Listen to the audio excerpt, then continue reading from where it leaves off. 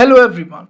In the new Telegram update, the checklist feature was added, which allows you to creating shared checklists for track tasks and duties. You can make checklists in any groups, private chats, and in the saved messages section. To creating checklists, do these steps. Please remember this feature currently only available for premium user. Now enter any group, chat or saved messages, tap on add icon, go to your right section and tap on checklist.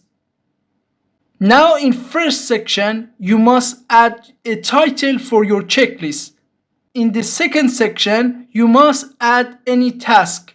You can add 30 tasks.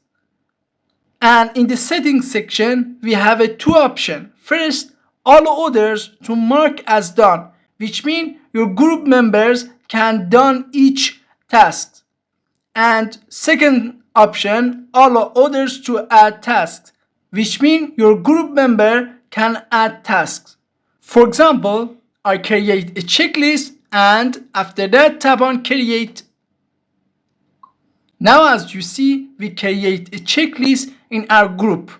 Now as an admin or any member user have a premium account can use this checklist. For example, I tap this one. As you see, we mark it check emails as done. Also, you can edit this checklist. Tap on a free space. You can see edit option and add task option.